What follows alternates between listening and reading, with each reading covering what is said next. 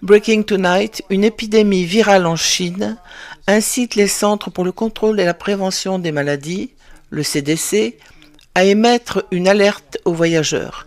Plus de 7000 cas de cette maladie ont été signalés à ce jour. Gillian Turner, correspondante au département d'État, nous donne plus de détails ce soir. En direct du département d'État, bonsoir Gillian. Bonsoir Brett. Comme vous l'avez mentionné, le CDC met en garde les Américains qui se rendent en Chine contre le chikungunya. Il s'agit d'un virus qui se transmet à l'homme par les piqûres de moustiques infectés.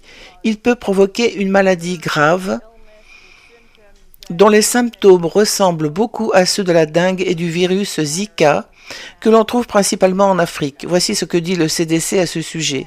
Il déclare « La plupart des personnes infectées se rétablissent en une semaine, mais certaines peuvent souffrir de douleurs articulaires sévères pendant des mois, voire des années.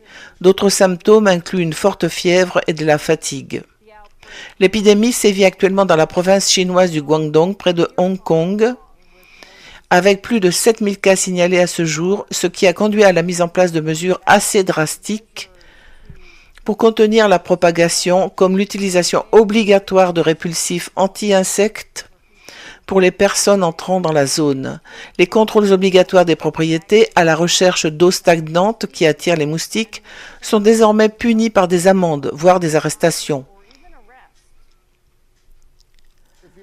Si vous êtes infecté, vous êtes mis en quarantaine dans des hôpitaux équipés de moustiquaires et vous ne pouvez pas sortir pendant une semaine. Ce sont le genre de mesures draconiennes que nous avons vues avec le Covid et nous les revoyons aujourd'hui.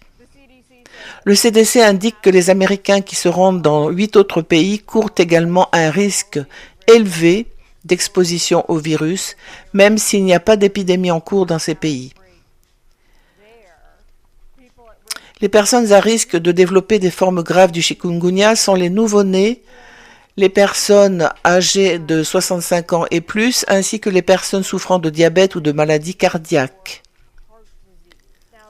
La bonne nouvelle, c'est que contrairement au Covid, les décès dus à cette maladie sont extrêmement rares. Vous pouvez également vous protéger en vous faisant vacciner contre cette maladie ou en prévenant les piqûres de moustiques grâce à tous les moyens habituels, répulsifs anti-insectes, moustiquaires, vêtements à manches longues et séjours en lieu climatisé, Brett. Gillian, en direct du département d'État. Gillian, merci.